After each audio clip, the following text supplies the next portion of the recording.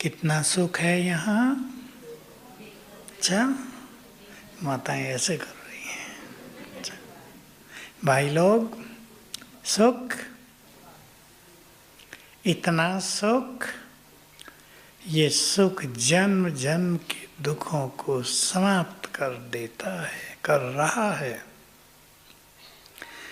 और हमारा जीवन सुखों के खजाने से भरता जा रहा है। सीखना हमें यह है कि दुनिया की बातें, कोई ऐसी वैसी चीज़ें हमारे सुखों को समाप्त न करे। ये हम सीखते हैं ज्ञान के द्वारा।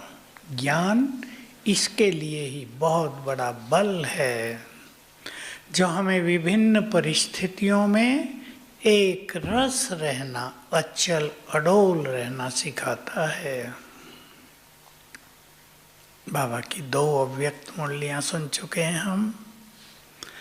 18 तारीख को खजानों से भरपूर किया बाबा ने, और सबसे ज़्यादा महत्व किस खजाने को दिया? समय। आज हम इस पे ज़्यादा चर्चा करेंगे, लेकिन संडे की कल संडे था, कल की मुरली से एक बात जो सबको अनुभव में लानी है। हमारा भविष्य हमें बिल्कुल क्लियर दिखना चाहिए। चाहे हम कोई भी पद पाएं, बड़ा या छोटा, लेकिन हम कहाँ होंगे, कैसा हमारा जीवन होगा, कैसे हमारे बड़े घर होंगे, कितनी संपन्नता होगी, भरपूर होंगे।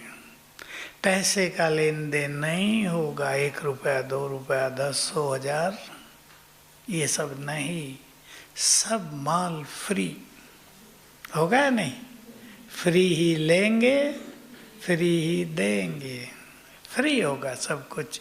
एक चीज लेंगे, दूसरी चीज मिलेगी, देंगे एक के बदले एक। भारत की ये प्राचीन कल्चर ही रही है। हम जब छोटे थे हमें याद है, मक्की खेत में हुई तो पड़ोसियों को बांट के आए। दूध है, किसी के घर में मेहमान आए हैं, उसके दूध नहीं है, 1 लोटा दूध देकर आए, वो मांगते नहीं थे। छाछ तो सवेरे खूब बटती थी,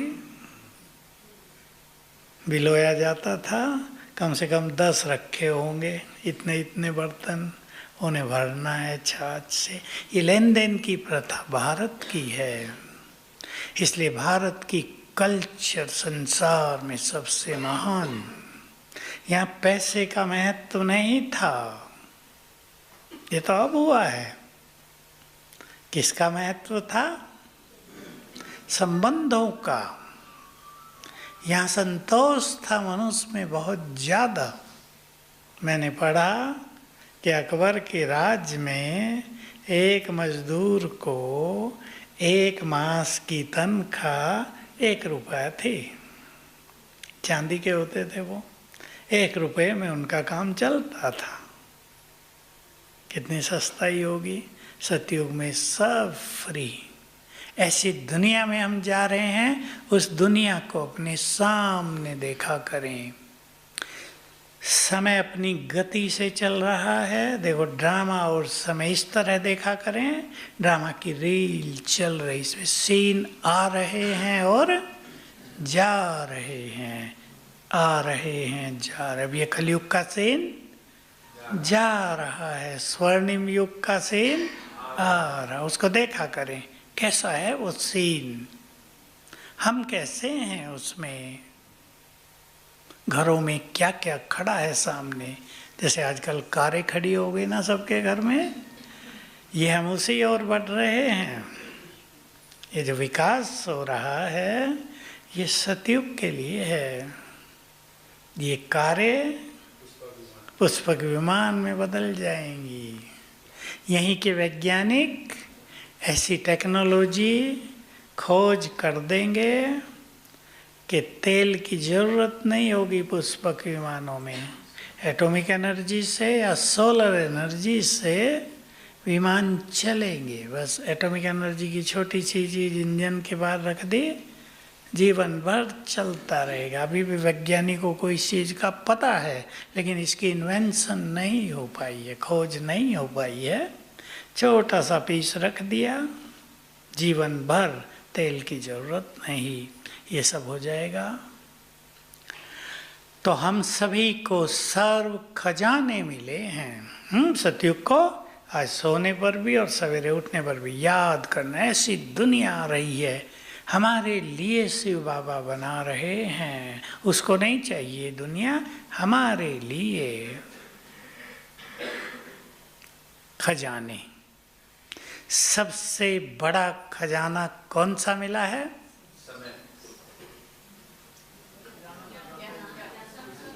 और नजदीक आओ। और स्वयं भगवान मिला है या नहीं? किस किस को मिला? कोई संसार की सभा में हाथ उठाएंगे सारे के हमें भगवान मिला? सन्यासी देखे तो हंसेंगे कि ये सब पागल हो गए हैं। पहले तो कहते अपने दादा को भगवान कहते, अब तो दादा भी नहीं है ना। तो मिल गया ना वो जिसकी खोज थी युगों से, खोज भी हम सबको थी। इस मिलन की प्यासी हम आत्माएं थी। क्यों थी? और कुछ बताओ।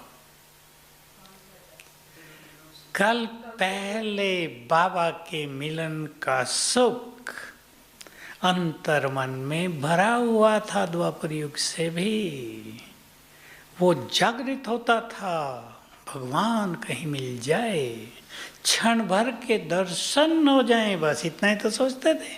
ज्ञान देगा वो आकर, ये तो पता ही नहीं था, किसी की कल्पना में नहीं था। श्री कृष्ण ने अर्जुन को ज्ञान दिया था, वो उसका काम था मोह नष्ट करना। हमारा थोड़ा ही है, हमारा काम है गीता का पाठ कर लेना, इतना ही था ना। कभी सोचा नहीं था, गीत है ना वो, भगवान इस तरह आकर ज्ञान देंगे, सरल शब्दों में देंगे, बड़े बड़े रहस्य सरल शब्दों में बता देंगे, सबको दिखा देंगे। ये ज्ञान बहुत बड़ा खजाना। बाबा ने साकार में कभी कहा, शास्त्रों में यदि ज्ञान रतन होते तो भारत साहूकार होता। भक्ति रत्न है शास्त्रों में।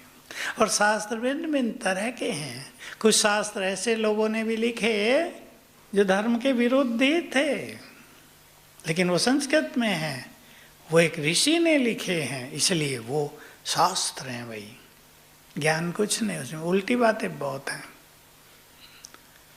एक व्यक्ति छींक से पैदा हो गया, छींक दिया और वो पैदा हो। हनुमान ने सूरज को मुंह में दबा लिया। आज के वैज्ञानिक सुने, आप सब भी हंसेंगे ना। जिसकी गर्मी 4 करोड़ माइल से मनुष्य को तपा रही है, उसको मुख में ले लेंगे तो क्या हाल हो जाएगा। तो ये क्या है? महावीर आत्माओं ने ज्ञान सूर्य को समा लिया। रहस्य हैं। कोई मनुष्य सूरज को मुंह में डाल ले, ये संभव नहीं है। इनके अलौकिक रहस्य हैं। तो हमें सबसे बड़ा खजाना मिला स्वयं भगवान, खजानों का बीज, और फिर मिला उसका ज्ञान। ज्ञान ने हमें राह दिखाई। सोचो, मेरे साथ सोचो, ज्ञान ने हमें राह दिखा दी। अब विचार करो, यहाँ से आपको म्यूजियम जाना हो पैदल और रास्ते का पता ना हो, इधर से जाएंगे, इधर से जाएंगे, नक्की का चक्कर लगा के जाएंगे या लेफ्ट से जाएंगे, तो भटक सकते हैं ना। और कोई व्यक्ति आपको मिल जाए, चलो मैं चलता भी हूँ और ये रास्ता है, लाइट भी जल गई। जब हम जाया करते थे तो अंधेरा होता था, यहाँ से और म्यूजियम तक। यहाँ झाड़ियाँ होती थी दोनों ओर, ओम शांति भवन के आगे भी और नक्की लेक तक दोनों ओर झाड़ियाँ ही झाड़ियाँ। चिड़िया भी चूं कर देना रात को, डर लगता था।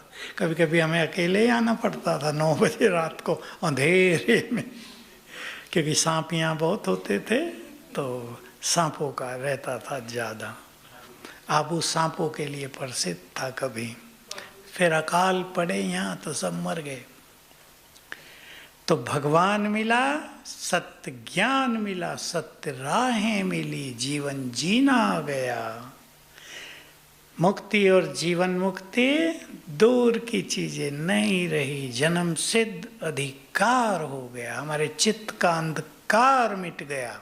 ज्ञान से क्या क्या हो गया, सब कुछ सामने दिखता है। मुक्ति धाम भी वो शमशान वाले मुक्ति धाम नहीं, जो असली मुक्ति धाम है, जहाँ आत्मा मुक्त होकर जाती है, वो भी यहीं से देख सकते हैं।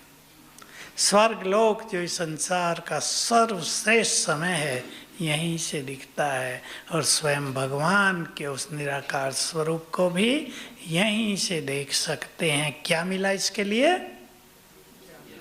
दिव्य नेत्र। ज्ञान ने हमारे नेत्र को दिव्य नेत्र बना दिया है। ये बहुत बड़े खजाने हैं हमारे। किसी मनुष्य के लिए उसकी बुद्धि सबसे बड़ी चीज होती है या नहीं? आपके घरों में जो बच्चे बुद्धिमान हैं, माँ बाप उनसे निश्चिंत रहते हैं ना, वो पढ़ेंगे या नहीं पढ़ेंगे, क्या करेंगे, निश्चिंत हैं। और जिसकी बुद्धि कमजोर है उसके पीछे पढ़ना पड़ता है। कोचिंग कराओ, ट्यूशन में भेजो, होमवर्क कराओ, माँ सारा दिन उसी के साथ लगी रहती है, फिर भी उससे कुछ होता नहीं, क्योंकि बुद्धि का खेल है। तो भगवान बुद्धि दे रहा है। ले रहे हैं सभी? विचार करेंगे इस बात पे। भगवान से बुद्धि मांगते थे ना, हमारे बच्चों को सद्बुद्धि दो, बुद्धि दो। अब दे रहा है। किसको मिलेगी श्रेष्ठ बुद्धि? क्वालिफिकेशन बताओ। जो अपनी बुद्धि को व्यर्थ से मुक्त रखकर उसमें ज्ञान भरेंगे। बुद्धि में ज्ञान भरता है, ये ज्ञान उनके लिए श्रेष्ठ विवेक बन जाएगा। तो बाबा ने बहुत बड़े खजाने दे दिए।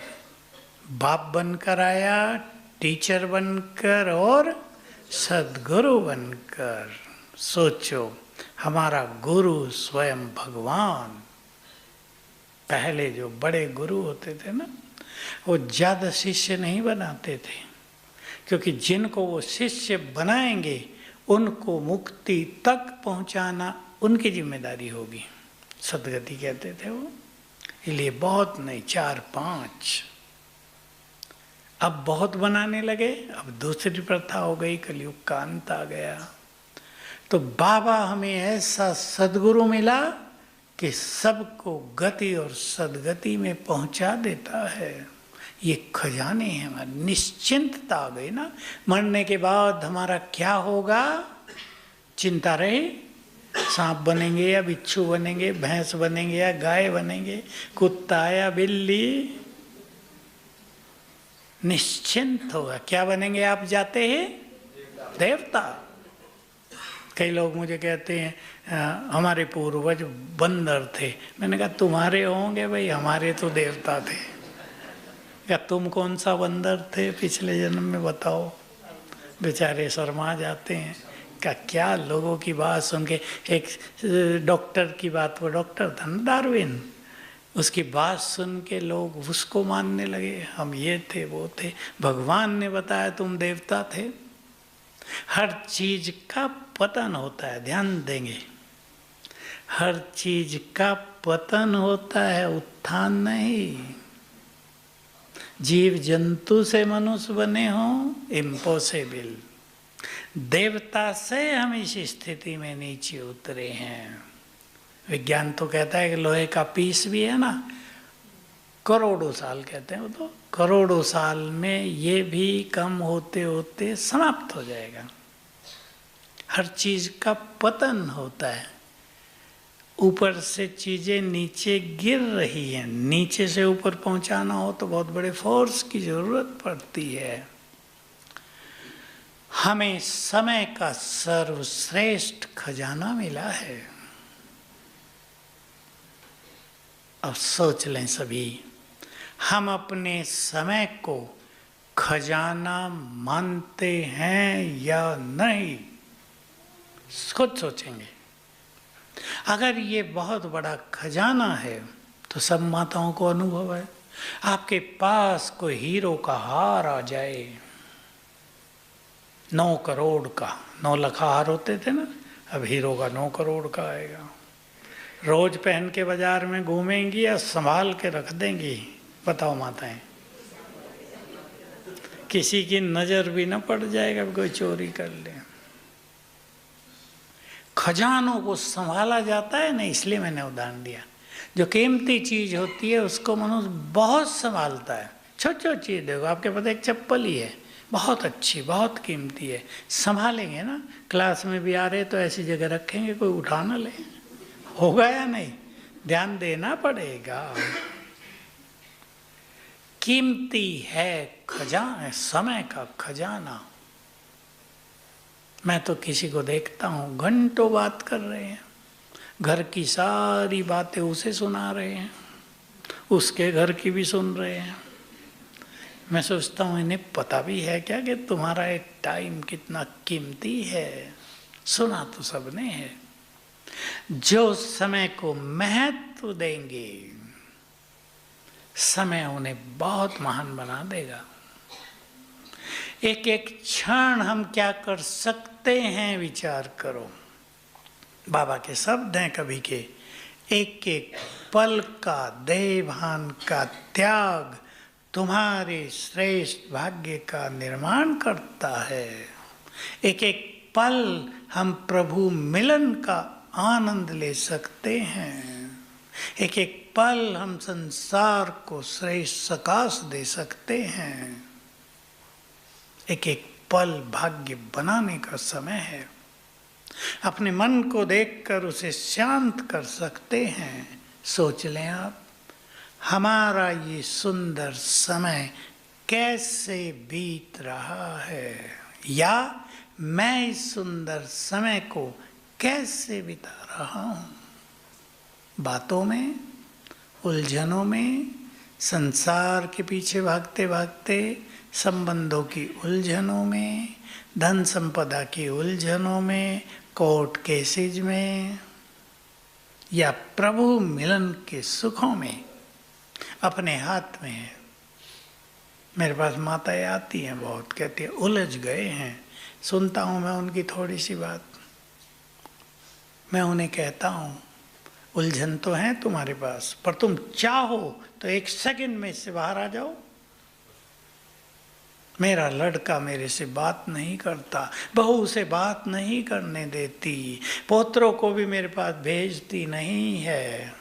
अब दादी को तो ये होता है ना, पोतरे गोद में खेले मजा आएगा, प्यार देगी, उन्हें पालना देगी। लेकिन जब वो नहीं कर रहे तो क्या करना चाहिए? माताओं से पूछता हूँ तो बोलो। इससे वो दुखी हो रही है बहुत। बात तो बहुत प्रैक्टिकल है ना, माताओं के चेहरे देख रहा हूं मैं।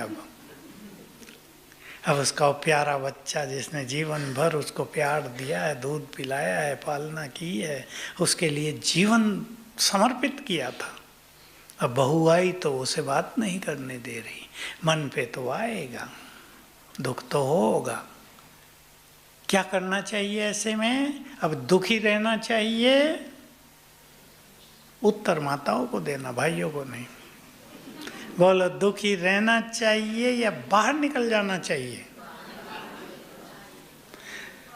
जो चीज नहीं हो रही है कुछ समय के लिए उसे छोड़ दो थोड़ा। मैं जानता हूं एक माँ के लिए, दादी के लिए काम भारी है, फिर भी करना तो यही पड़ेगा। अपनी स्थिति को महान बनाओ, संसार आपके पीछे चलेगा। बाबा की बातों पे गौर करो सभी, स्वमान में रहो, संसार आपको सम्मान देगा। देह से न्यारेपन का अभ्यास करो, संसार के प्यारे बन जाओगे। ये भगवान ने कहा, ये गुह्य रहस्य हैं इस सृष्टि के।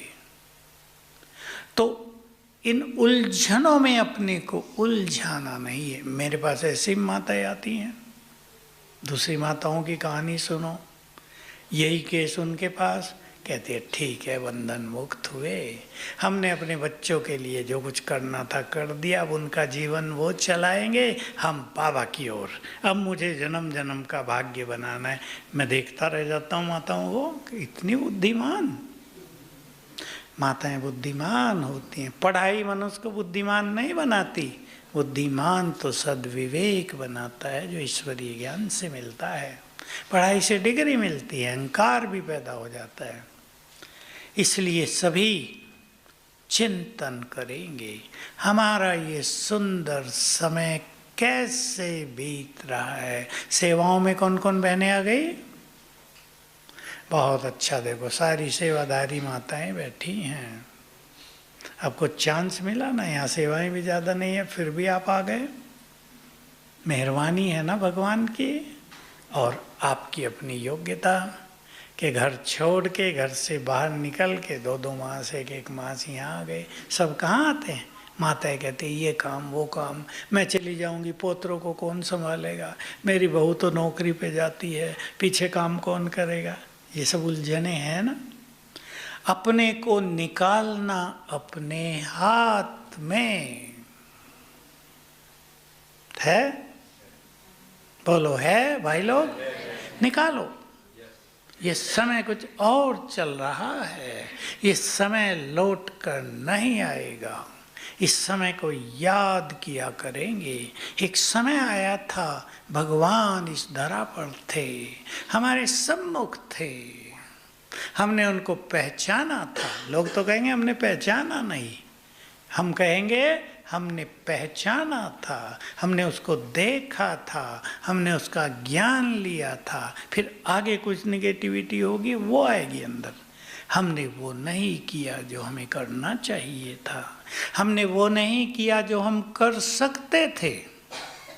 कुछ चीज़ें मनुष्य के लिए ऐसी होती हैं जिन्हें वो कर ही नहीं सकता, और कुछ चीज़ें ऐसी हैं जिन्हें हर मनुष्य कर सकता है। तो हमें आज सोचना है, हमें वो कर लेना चाहिए जो हम कर सकते हैं। ठीक बात है या नहीं? बोलो भाइयों। अब माताओं की बारी खत्म हुई, करेंगे, हमें वो सब कर लेना है। चिंतन करो, हम नहीं करेंगे तो कौन करेगा। देखो जिनके पास संपूर्ण ज्ञान हो, आज तक तो ज्ञान ही नहीं था, योग का भी ज्ञान नहीं था। किसी सन्यासी को, किसी आचार्य को, किसी बाहर के योगी को योग का ज्ञान नहीं है। वो तो आसन कराने वालों को योगाचार्य कह देते हैं, योग ऋषि। क्या प्राणायाम कराता है। योग की डेफिनेशन तो शास्त्रों में भी है, आत्मा और परमात्मा का मिलन ही योग है। ये शास्त्रों में भी है, लेकिन वो मिलन हो कैसे, उसकी विधि क्या है, ये ज्ञान हम सबको। आज की मूल्य याद है सवेरे की? महावीर जो आत्मा समझ बाबा को याद कर ले, योग युक्त हो जाए, उसके स्वरूप पर स्थिर हो जाए। कहा ना बाबा ने 45 मिनट तुम यहाँ बैठते हो, पर योग 5 मिनट भी नहीं होता। कौन सा योग? बाबा बाबा करना केवल योग नहीं है, वो तो एक संबंध है। परम धाम में बाबा के स्वरूप को देखते हुए उसके पास बैठ जाना, उसके वाइब्रेशंस लेना, उसमें मगन हो जाना। शास्त्रों में, योग दर्शन में बातें हैं, उसके स्वरूप पर इतने तल्लीन हो जाएं कि हम रहें ही नहीं, वही वही रह जाए। और फिर वो भी ना रहे, वहाँ तो ये कह दिया ना, इतनी मगन अवस्था, इसको निर्संकल्प समाधि कह दिया। लेकिन ये पता नहीं चला कि वो है कौन, कहाँ के नाम पे तो एक ही बात थी, सब जगह है। सब जगह योग कैसे लगेगा? स्थान चाहिए, रूप चाहिए। उसके स्वरूप पर स्थिर होने के लिए स्वरूप तो चाहिए। तो देखो, विचार करो, हम जिनके पास संपूर्ण ज्ञान है, जिन्हें योग की सरल विधि का ज्ञान है, जंगल में नहीं जाना है, प्राणायाम नहीं करने हैं, विशेष आसन पे नहीं बैठना है, आराम से लेट के भी किया जा सकता है, बैठ के भी किया जा सकता है। हम यदि योगी नहीं बनेंगे तो कौन बनेगा? बातें करो अपने से। बाबा हमें सब कुछ देने आया है, हम नहीं लेंगे तो कौन लेगा? जिससे भक्ति में मांगते थे, बाबा कहते थे तुमसे तो मांगना भी नहीं आता था। जैसे कोई भिखारी आपके घर आ जाए, उसको मांगना आएगा? कहेगा माता अन्न दो, भिक्षा दो। ये थोड़ा ही कहेगा घर मेरे नाम कर दो, कहेगा क्या? उसको कहना नहीं आएगा। तो भगवान से हमें क्या मांगना है ये भी नहीं आता था। छोटी छोटी चीज मांग लेते थे, उनकी हमें जरूरत फील होती थी। तो चिंतन करो, सुंदर समय हमारे हाथ में है, भगवान स्वयं हमारे हाथ में है, उसका साथ हमें मिल रहा है, वो हमारी पालना कर रहा है, हमारे कष्ट हरने आ गया है, निरंतर मदद देने को तैयार है। हम यदि श्रेष्ठ भाग्य नहीं बनाएंगे तो कौन बनाएगा? और चिंतन में देता हूँ, बात थोड़ी कड़वी लग सकती है किसी को, मैं तो मीठे रूप में बोलूँगा, कड़वे रूप में नहीं। जिन ग्रस्त में कोई भी आत्मा जिनके साथ अटक गई है, अटक जाते हैं ना, ज़्यादा मैं कुछ नहीं बोलूँगा, क्या वो हमें सदा साथ देंगे? आज हमारी जाने की वारी आ जाए, शरीर को भी कितना जल्दी उठा देते हैं, जल्दी उठाओ भाई, भूत बन के ना आ जाए। और कई भूत बन के आ जाते हैं, बड़ा तंग करते हैं। एक बहन आई थी कल परसों नीचे शांतिवन में, उसके पति ने शरीर छोड़ा, अब वो भूत बन के वहीं रहता है और अति परेशानी हो रही है। जिससे अति प्यार था वो कष्ट दे रहा है। मैंने कहा तुम उससे बात करो ना भाई, तुम तो इस घर के मालिक थे, हम तो तुम्हारे हैं, तुम हमें कष्ट क्यों दे रहे हो? कहा नहीं, सब भयभीत हैं, बच्चों को तो नींद नहीं आती है। ये है संबंध कलयुग के। तो जिनके पीछे मनुष्य सारा समय और एनर्जी लगा रहा है, क्या वो साथ देंगे? अब सोच लो, इसका अर्थ ये नहीं आप उन्हें छोड़ के अलग हो जाओ, कर्तव्य करो अपने, लेकिन साक्षी भी हो जाओ। उनका भाग्य भी तो उनके साथ है, उनका भाग्य उनके साथ है।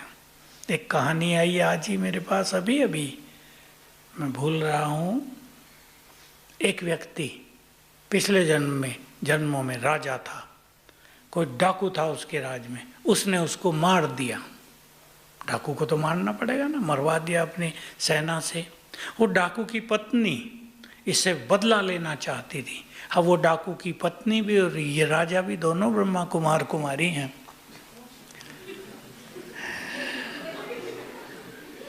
अब वो जो डाकू की पत्नी थी वो इसे बहुत तंग कर रही है। क्या करूं? अभी शाम को ये बात आई मेरे साथ, क्या करूं? तो न जाने कौन कब का बदला लेने के लिए तब आ गया जब हम भगवान से सब कुछ लेना चाहते हैं। मैंने कहा राजा को तो डाकू को मारना ही पड़ेगा। पहले तो पूछा उसने पाप तो नहीं किया था? मैंने कहा पाप नहीं, पुण्य किया, डाकू को मारना पुण्य है। अब उसकी पत्नी बदला लेना था, वो तो उसकी पत्नी थी ना, वो गुस्से में थी, इसने मेरे पति को क्यों मरवाया? तो देखो, जन्म जन्म के संबंधों का खेल इस समय चल रहा है। इसलिए मैं एक चीज कहा करता हूँ, जिसके साथ जो कुछ भी हो रहा है उसका जिम्मेदार वो स्वयं है। अपने को खुद संभालना है। अब हर एक चिंतन करे इस सुंदर समय के लिए। मेरे साथ साथ चिंतन करेंगे। मुझे बाबा से सब कुछ लेना है।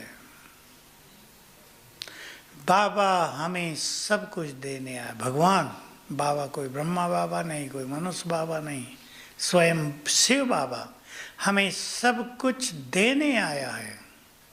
मुझे उससे सब कुछ लेना है। वो मुझे राजाई देने आया है स्वर्ग की, मुझे उससे राजाई लेनी है। वो मेरा जन्म जन्म का श्रेष्ठ भाग्य बनाने आ गया है, मुझे संपूर्ण भाग्य लेना है। बाबा के शब्द हैं, बच्चे मैं तुम्हें अपना सब कुछ देकर खाली होकर वतन में जाकर विश्राम करता हूँ। कितने गहन महावाक्य है। मुझे बाबा से सब कुछ लेना है, इतना लेना है कि किसी भी जन्म में किसी के आगे हाथ फैलाना न पड़े। एक कहावत है बहुत अच्छी ब्राह्मणों की, भगवान का हाथ पकड़ लो तो किसी के पैर पकड़ने नहीं पड़ेंगे। पकड़ते हैं ना जन्म जन्म, अब उसका हाथ पकड़ लो अच्छी तरह। तो चिंतन करें, मुझे सवेरे के समय को कैसे बिताना है। सवेरे बाबा वरदान देने आते हैं, मुझे उससे क्या और कैसे लेना है। वो ज्ञान देने आते हैं, मुझे उस ज्ञान से अपने जीवन को श्रेष्ठ बनाना है, ज्ञान का बल भरना है अपने जीवन में। आज तो बाबा कहते हैं ना ज्ञान स्नान नहीं योग स्नान है, पर ज्ञान बल है बहुत बड़ा। ज्ञान हमारे लिए प्रकाश है जो राह दिखा रहा है। चिंतन करें, जिनसे भी हमारे हिसाब किताब हैं, जो जन्म जन्म का लेने आए हैं, कोई लेने आया है और कोई देने आया है। किसी को क्षमा कर दो, किसी से क्षमा मांग लो। ध्यान देना, बहुत हल्के हो जाएंगे रिश्तों की कड़वाहट। हो सकता है जो आपसे बदला लेने आया है वो आपका बच्चा बनकर आ गया हो, जिसको आपने बहुत सताया था वो आपका पति बनकर आ गया हो, जिससे आपने कर्ज लेकर दिया नहीं था वो पोतरा बनकर आ गया हो। बीमार शुरू से ही, अब लगाओ सारा उतारो, और उतारते ही चल दिए, हम तो रोते भी रहो साथ में। ये हो रहा है कई परिवारों में। इसलिए किसी को क्षमा कर दो, किसी से क्षमा मांग लो, कर लेना 7 दिन ये काम। और जिन्होंने हमें जन्म जन्म मदद की है, ये बहुत सुंदर बात है, जिन्होंने हमें जन्म जन्म मदद की है या नहीं, सबको की, हजारों ने की होगी, उनको सच्चे दिल से शुक्रिया करो और फिर आपके यहाँ गुड फ्रेंड बन जाएंगे। उनके वो संस्कार जागृत होंगे, यहाँ आपको हर कदम पे मदद मिलने लगेगी। तो हम एक बहुत सुंदर समय से गुजर रहे हैं। युग परिवर्तन का समय है, आगे बहुत कुछ हम देखेंगे।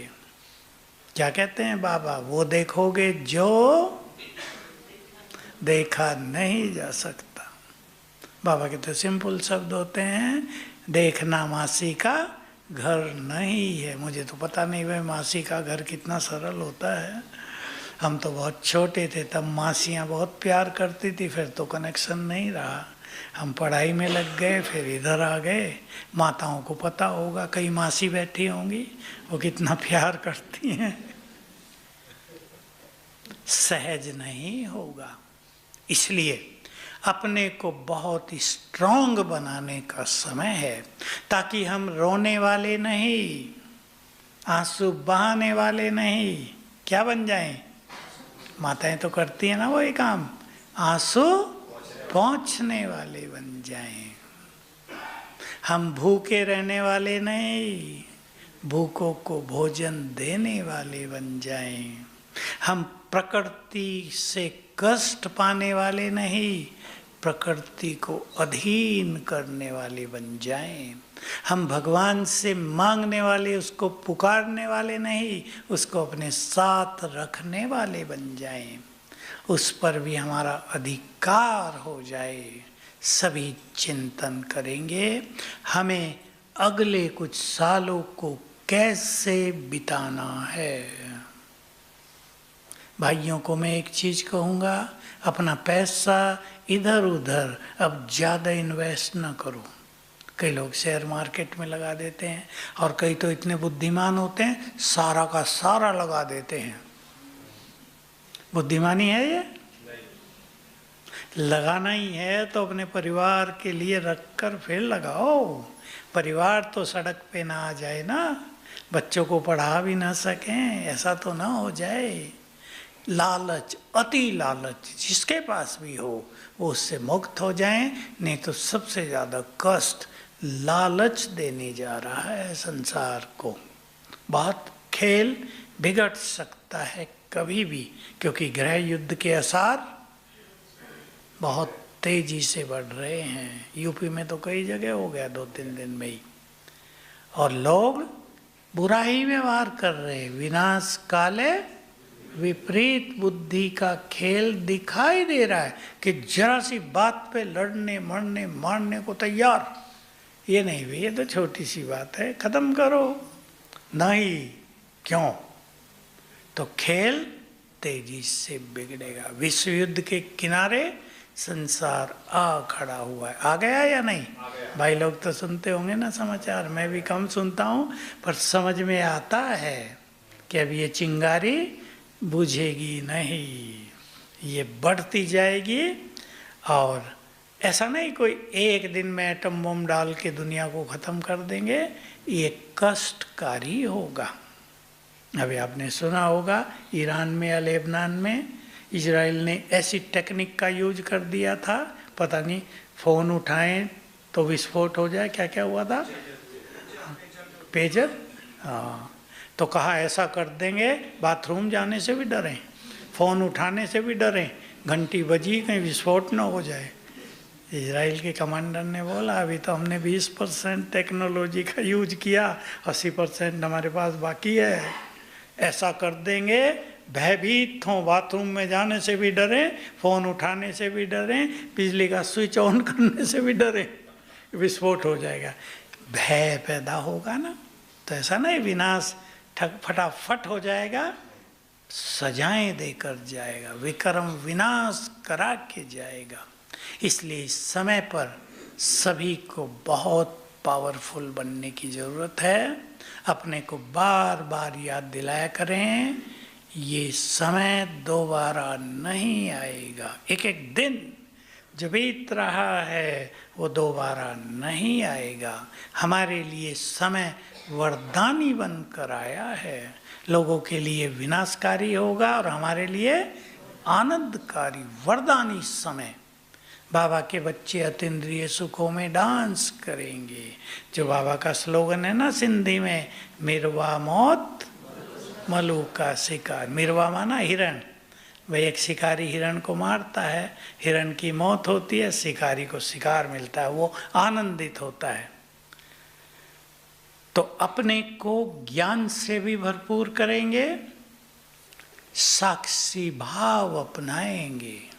और मैं एक बात जो बार बार सबको सिखा रहा हूँ, मैंने भी सीख ली है और सीखनी है सबको रोज रोज, जो हो रहा है नहीं अच्छा नहीं होगा तो बहुत खराब। रोज सोचेंगे आने वाले समय में, चलो मैं दूसरा शब्द बोल देता हूँ, जो होगा वही तो होना है।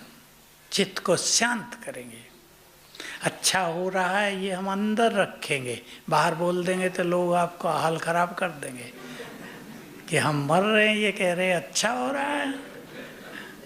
अंदर, ये हमारे अंदर की बात है, क्योंकि स्वर्ग आ रहा है, उसके लिए गंदी दुनिया तो जाएगी ही, लेकिन जो हो रहा है वही तो होना है। कल पहले भी हुआ था, तो समय का पूरा फायदा उठाएंगे। ओम शांति।